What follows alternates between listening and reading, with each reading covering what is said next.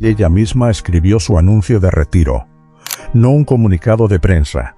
No una declaración emitida a través de una publicista.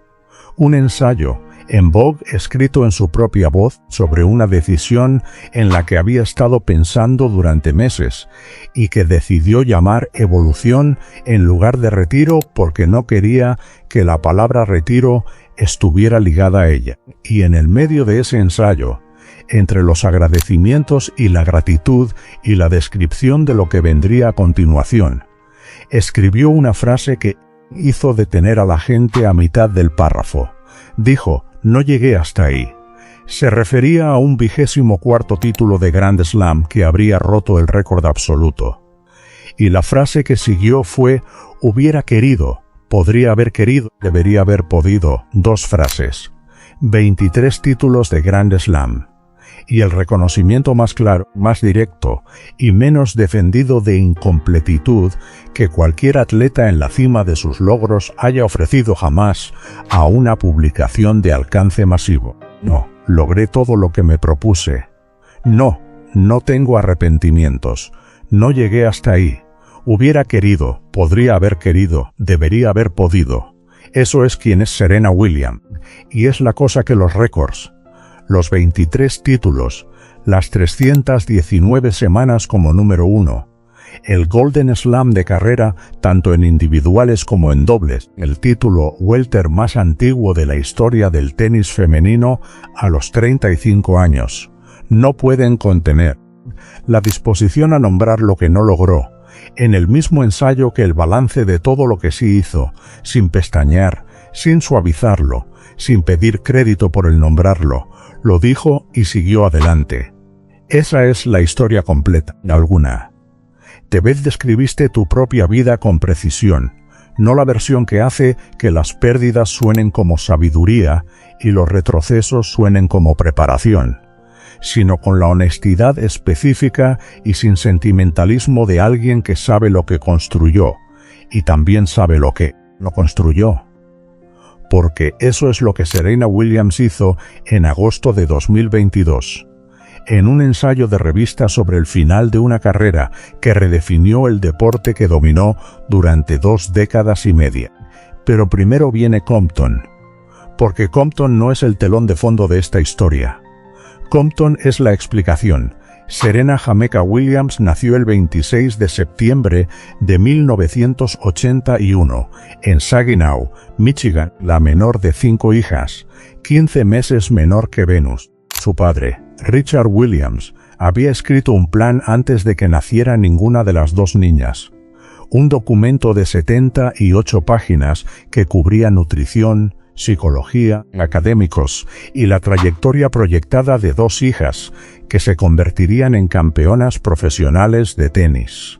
Se había enseñado el deporte a sí mismo con libros de biblioteca y videos instructivos. Había mudado a la familia a Compton, específicamente porque quería que el entorno endureciera a sus hijas. Las canchas del Will Rogers Park tenían baches y agujeros en las redes. El vecindario tenía actividad de pandillas suficientemente seria como para que las niñas a veces escucharan disparos durante el entrenamiento y se tiraran al suelo de la cancha. Se volvían a levantar. Seguían practicando desde las 6 de la mañana hasta el anochecer. 500 peloteos para descansar. Pelotas malas usadas deliberadamente para que las niñas corrieran más rápido y se adaptaran más rápido. Serena nunca ha descrito esta crianza con amargura. La ha descrito con la precisión plana de alguien que entendió, desde la infancia, que la dificultad era el punto, que lo que su padre estaba construyendo no era una jugadora de tenis que resultara ser resiliente. Era una persona resiliente que resultara jugar al tenis. La distinción importa. La distinción es toda la carrera. Se hizo profesional en 1995 a los 14 años. Ganó su primer Grand Slam en el US Open de 1999 a los 17 años, derrotando a Martina Hingis. Y entonces, desde 1999 hasta 2022, produjo la carrera individual de tenis más galardonada en la historia del deporte, en una era en la que también le estaban diciendo repetidamente, de maneras tanto explícitas como estructurales, que la sala no había sido construida para ella. Alguna vez fuiste innegablemente, estadísticamente, la mejor en algo estableciendo récords, y todavía tuviste que gastar energía luchando por el derecho a estar en la sala. Porque esa pregunta no es abstracta para Serena Williams. Es una biografía documentada repetida a lo largo de 3 décadas. El incidente de Indian Wells en 2001 es el que la marcó de manera más duradera. Ella y Venus estaban programadas para enfrentarse en las semifinales. Venus se retiró con una lesión de rodilla. Cuando Serena pisó la cancha para la final, 60.000 personas la abuchearon. Su padre recibió insultos raciales en las tribunas. Ella jugó a través de eso. Ganó. Entró al vestuario y lloró. Ha descrito la experiencia con una sola palabra: traumatizante. No como intensificación retórica, como precisión clínica. Boicoteó el torneo durante 14 años. Regresó en 2015, recibió una ovación de pie y volvió a llorar. Lo que el torneo nunca reconoció del todo, lo que el deporte nunca reconoció del todo, fue que los abucheos no eran una anomalía. Eran la expresión concentrada y audible de una resistencia que en otros años y otros escenarios se expresaba más calladamente a través de penalizaciones aplicadas de manera asimétrica, a través de comentarios que describían su cuerpo usando un lenguaje con el que nunca se describía el cuerpo de ninguna jugadora blanca, a través de un presidente de la Federación Francesa de Tenis que anunció que su prenda de compresión médica sería prohibida en Roland Garros después de que ella la usara. Revirtió la decisión, pero el anuncio ya había sido hecho. Ganó 10 títulos de Grand Slam en individuales después de los 30 años, algo que el deporte había decidido que no era posible. Ganó el Abierto de Australia en 2017, su 23º título, a los 35 años, con 8 semanas de embarazo. No supo que estaba embarazada hasta 2 días antes de que comenzara el torneo. Se lo dijo a 5 personas. Ganó. Derrotó a su hermana Venus en la final y entonces llegó el parto. Y entonces la cosa que casi terminó todo antes de que el ensayo de retiro fuera escrito jamás, la cesárea de emergencia, el 1 de septiembre de 2017, porque la frecuencia cardíaca de Olimpia bajó peligrosamente durante las contracciones. Luego, la mañana después de la cirugía, la falta de aire. Serena sabía lo que significaba. Tenía antecedentes de coágulos sanguíneos. Había sobrevivido a una embolia pulmonar antes. Salió de su habitación para que su madre no viera su pánico y le dijo a una enfermera que necesitaba de inmediato una tomografía con contraste y heparina intravenosa. La enfermera dudó. Serena le dijo que no estaba pidiendo. La tomografía confirmó un coágulo de sangre en sus pulmones. Siguieron 6 días de complicaciones en cascada. La embolia, la tos que reabrió la incisión quirúrgica, el hematoma, la tercera cirugía, las 6 semanas en cama que fueron también las primeras 6 semanas de vida de su hija. Escribió sobre esto en 2018. Usó los datos. Las mujeres negras en los Estados Unidos tienen casi 3 veces más probabilidades de morir durante o después del parto que las mujeres blancas. El factor número 1 para prevenir esas muertes es ser escuchadas. Serena Williams, la atleta femenina más famosa del mundo, tuvo que insistir, entre jadeos, en que estaba experimentando una emergencia médica antes de que alguien se moviera. No escribió sobre esto para hacerlo sobre sí misma. Escribió: ser escuchada y recibir el tratamiento apropiado fue la diferencia entre la vida y la muerte para mí. Tiempo pasado, tiempo presente, universal. ¿Alguna vez tomaste la cosa más aterradora que te ocurrió y la convertiste en evidencia? No para procesarla, sino para asegurarte de que no pudiera ocurrirle de la misma manera a otra persona. Déjalo en los comentarios, porque ese es el acto específico de Serena Williams en 2018. El testimonio como defensa, lo personal como argumento estructural.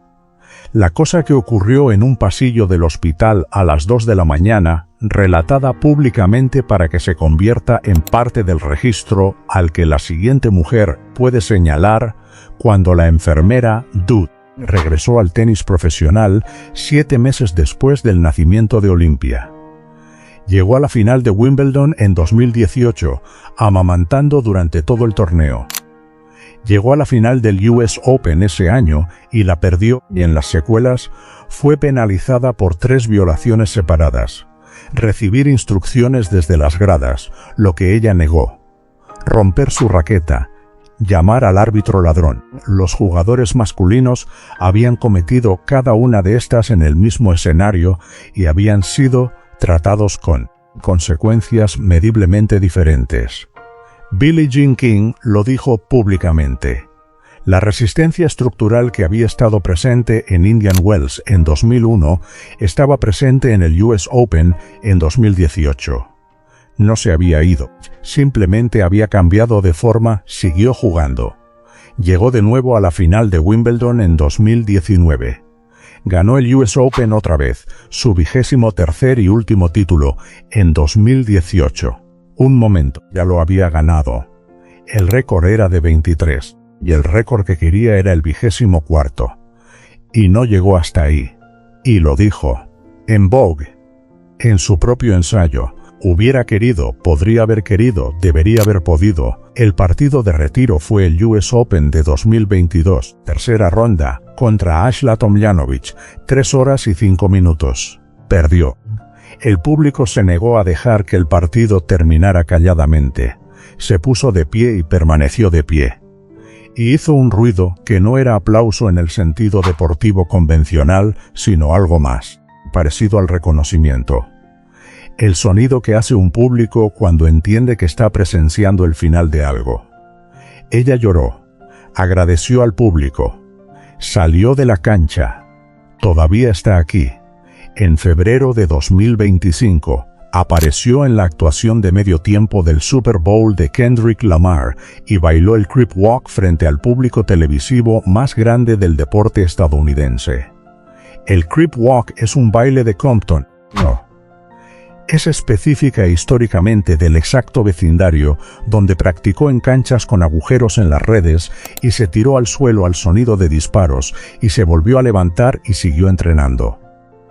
Lo bailó en un escenario del Super Bowl en Nueva Orleans a los 43 años, frente a 120 millones de personas. Eso no es una elección casual, es una declaración. De aquí vengo. No me avergüenzo de nada de ello. Serena Ventures, su firma de capital de riesgo, ha invertido en más de 80 empresas. La tesis de inversión es explícita. Capital dirigido hacia fundadores que son mujeres, que son negros, que provienen de comunidades que el capital de riesgo tradicional ha ignorado históricamente. Construyó la firma sobre el mismo principio que llevó a cada cancha de tenis en la que estuvo, encontrar lo que el sistema está estructurado para pasar por alto, e ir ahí. Ella y Venus lanzaron juntas un podcast. Tiene una segunda hija, Adira, nacida en 2023. Ha dicho que ser madre es lo más importante que ha hecho. Hay algo en la historia de Serena Williams que el resumen de carrera, los 23 títulos, el Golden Slam, los récords que se suponía que nadie debía establecer, no captura del todo. Es la calidad de lo que fue hecha la carrera en su interior, no un deporte que la recibió bien. Un deporte que estructuró su resistencia a ella de maneras tanto abiertas como institucionales, y que ella superó no una vez, no en un solo gran momento, sino de manera continua, a lo largo de 30 años, punto por punto, partido por partido, rueda de prensa por rueda de prensa, pasillo de, hospital por pasillo de hospital, dijo que no llegué hasta ahí. Dijo hubiera querido, podría haber querido, debería haber podido. Y luego dijo, me presenté 23 veces, y eso está bien. En realidad, es extraordinario. Ambas frases son verdad. Las sostiene simultáneamente, sin requerir que una cancele a la otra. La incompletitud y lo extraordinario. El récord y el que no estableció. Eso no es poca cosa, es la cualidad más rara en cualquier balance público de una carrera. La disposición a nombrar lo que fue construido y lo que no, en el mismo aliento, sin pedir a nadie que sienta algo diferente sobre ninguno de los dos. Las canchas en Compton tenían baches. Se tiró al suelo ante los disparos y se volvió a levantar. Ganó 23 Grand Slams, le dijo al mundo que no llegó al 24º, bailó el Crip Walk en un escenario del Super Bowl y actualmente está dirigiendo capital de riesgo hacia los fundadores que el sistema fue construido para pasar por alto. Cada capítulo es la misma historia. Una mujer a quien le dijeron, por la geografía, por la institución, por la biología, por una enfermera que dudó, que la sala no había sido construida para ella, y que actuó a un nivel que hizo irrelevante el diseño original de la sala. ¿Qué harías si la sala siguiera diciéndote que no fue construida para ti? Y lo único que pudieras pensar en hacer fuera seguir ganando dentro de ella? Déjalo en los comentarios, porque esa es la pregunta que Serena Williams ha estado respondiendo desde que tenía 9 años en Compton, y la respuesta nunca ha cambiado. Te presentas, juegas el punto, dices lo que es verdad, bailas el Crip Walk, vas de nuevo. Si esta historia encontró algo en ti, suscríbete y cuéntanos en los comentarios cuál es el momento de Serena Williams que llevarás contigo. Porque la mejor actuación que jamás dio puede que no esté en ningún partido. Puede estar en el ensayo, en las dos frases que nombraron lo que construyó y lo que no, sin pestañear, sin pedir crédito por el nombrarlo. No llegué hasta ahí. Hubiera querido, podría haber querido, debería haber podido.